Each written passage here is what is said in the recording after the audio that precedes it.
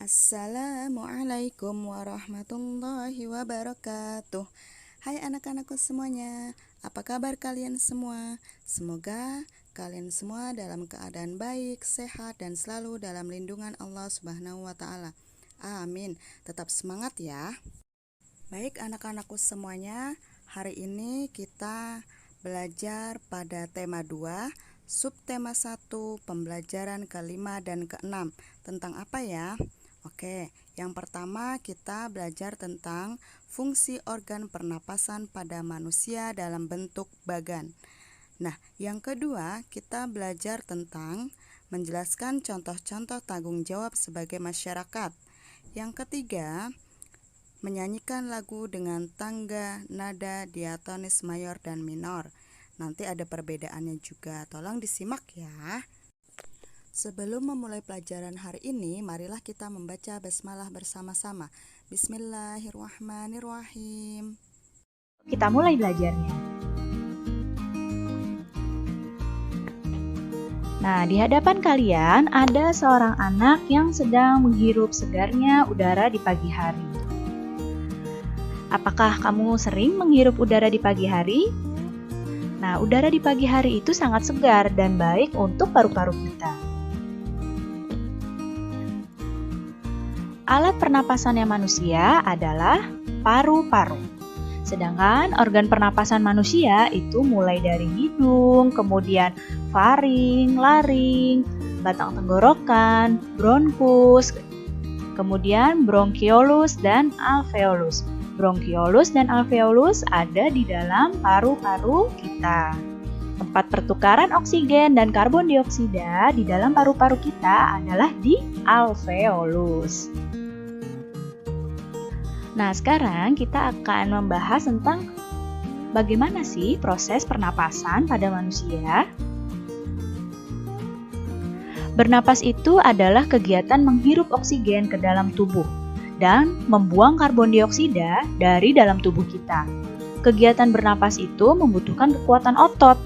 Otot apa yang digunakan? Otot pernapasan utama itu adalah diafragma. Diafragma terdapat di dalam tubuh, di bawah rongga dada. Diafragma bentuknya itu mirip seperti kubah. Nah, perhatikan gambar ini. Yang mana diafragmanya? Nah, diafragma adalah ini yang ditunjuk oleh panah. Perhatikan juga panah yang ibu tunjuk. Nah, ini diafragma. Yang ini diafragma. Ini diafragma ya. Bentuknya seperti kubah di rongga dada kita. Ini adalah otot untuk pernapasan.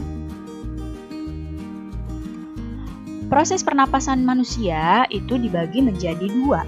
Ada proses menghirup udara atau yang disebut dengan inspirasi. Ada proses menghembuskan udara yang disebut dengan ekspirasi. Kita akan bahas proses menghirup udara terlebih dahulu. Pertama, udara masuk melalui hidung. Setelah itu, udara yang masuk melalui hidung ini akan disaring oleh lendir dan rambut hidung. Setelah itu, diafragma akan berkontraksi menjadi lebih datar, tulang rusuk bergerak ke atas. Kemudian paru-paru kita mengembang, rongga dada membesar, kemudian gas oksigen diserap oleh alveolus. Coba sambil dilihat gambarnya, di sini udara masuk, kemudian tulang rusuknya bergerak ke atas, kemudian diafragmanya berkontraksi menjadi lebih datar. Nih diafragmanya yang ini. Perhatikan panahnya, diafragmanya jadi lebih datar. Tulang rusuknya bergerak ke atas, paru-parunya mengembang. Setelah paru-paru mengembang, maka oksigen diserap oleh alveolus. Itu proses ketika kita menghirup udara. Udara masuk melalui hidung, kemudian diafragmanya berkontraksi, rusuknya bergerak ke atas, kemudian paru-parunya mengembang dan oksigen diserap oleh alveolus. Selanjutnya, setelah dihirup, udara yang kita hirup itu nanti bertukar oksigen dengan karbon dioksidanya dan akan ada proses menghembuskan udara. Nah, proses penghembusan udara pertama di sini otot diafragma akan relaksasi.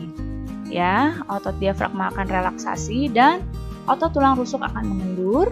paru-parunya mengempis, dan rongga dada kembali ke ukuran semula. Kemudian udara keluar melalui saluran pernapasan, dan udara apa yang dikeluarkan gasnya? Namanya gas karbon dioksida beserta uap air. Jadi di sini pertama diafragmanya ini, perhatikan yang ini diafragmanya bergerak ke atas, kemudian tulang rusuknya bergerak ke dalam atau kembali ke semula, paru-parunya mengempis, mengecil kembali, dan udara keluar dari tubuh kita. Udara yang keluar adalah karbon dioksida. Nah, perhatikan ya, di sini udara masuk, paru-paru mengembang, diafragma naik. Untuk ekspirasi, diafragmanya turun, paru-paru mengempis, udara keluar. Perhatikan lagi, diperhatikan panahnya. Oke, sekali lagi ya. Udara masuk, paru-paru mengembang, kemudian diafragma naik. Pada ekspirasi, diafragma turun, paru-paru mengempis, udara keluar.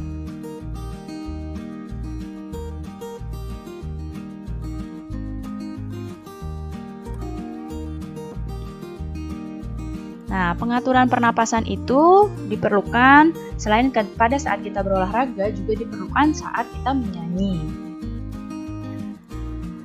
Nah, kita akan kembali membahas tentang tangga nada diatonis. Kemarin kita sudah membahas tangga nada diatonis mayor. Sekarang kita akan membahas tentang tangga nada diatonis minor. Ya. Tangga nada diatonis minor adalah seperti ini. Oke, yang kalau kemarin mulainya yang mayor itu dari C atau dari Do, kalau minor ini mulainya dari A atau dari La. Kita ulang kembali ya, yang huruf atas ini namanya nama nada. Yang angka ini namanya notasi angka. Yang bawah nih yang 1 setengah, 1, 1, 1, setengah 1 ini namanya interval nada.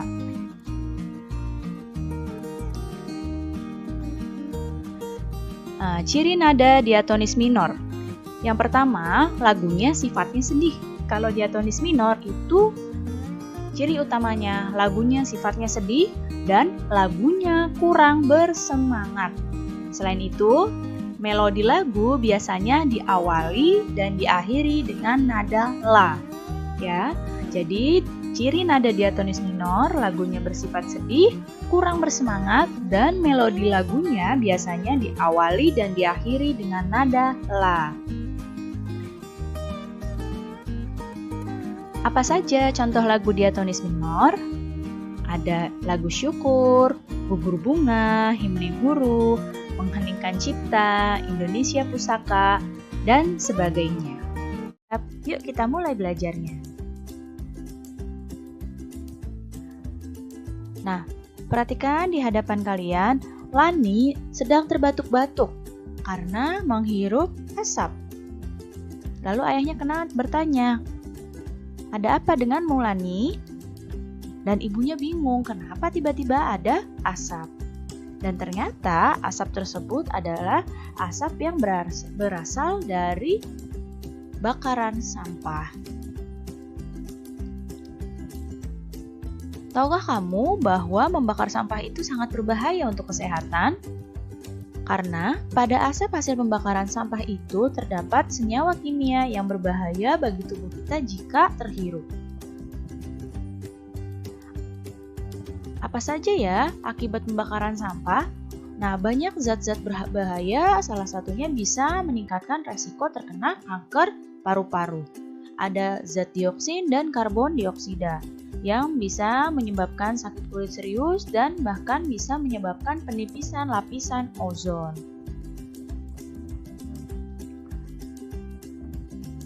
Nah, perilaku membakar sampah di lingkungan itu termasuk sikap yang tidak bertanggung jawab. Coba kita ingat kembali, apa sih artinya tanggung jawab? Tanggung jawab itu adalah sikap yang harus kita miliki saat diberikan suatu tugas untuk dilaksanakan.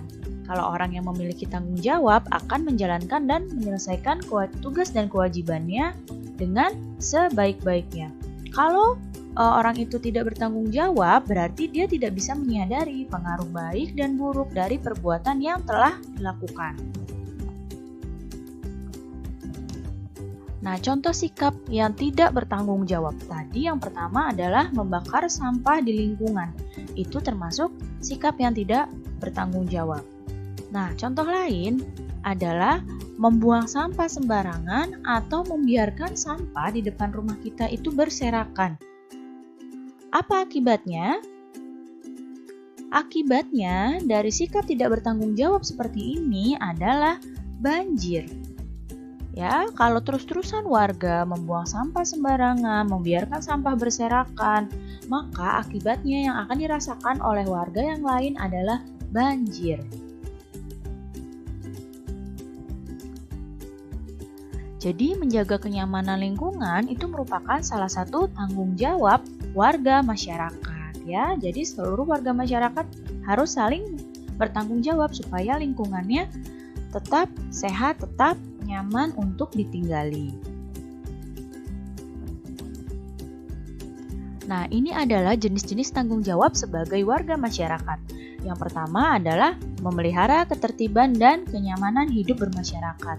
Contohnya, kehidupan ketertiban keamanan dalam bermasyarakat dapat diupayakan dengan membuat peraturan yang dipatuhi bersama oleh segenap warga masyarakat. Yang kedua adalah menjaga dan memelihara rasa persatuan dan kesatuan di masyarakat. Masyarakat itu kan merupakan kumpulan dari berbagai individu yang punya latar belakang kehidupan yang berbeda-beda, tapi punya tujuan yang sama. Pasti di lingkungan masyarakat itu akan ada perbedaan. Meskipun demikian, setiap anggota masyarakat harus tetap menjaga dan memelihara persatuan meskipun ada perbedaan. Jadi harus tetap membina keserasian, keselarasan, keseimbangan dalam berbagai lingkungan kehidupan dan tidak menonjolkan perbedaan, tapi malah kita mencari persamaan. Yang ketiga, jenis tanggung jawab di lingkungan masyarakat adalah meningkatkan rasa solidaritas sosial sebagai sesama anggota masyarakat. Sikap solidaritas sosial contohnya saling membantu, saling peduli, dan bisa saling bekerja sama. Dan menghapuskan bentuk-bentuk tindakan diskriminasi dalam kehidupan. Ya, jadi tidak ada lagi itu tindakan-tindakan diskriminasi atau yang merendahkan orang lain ya. Jadi ini adalah jenis-jenis tanggung jawab sebagai warga masyarakat.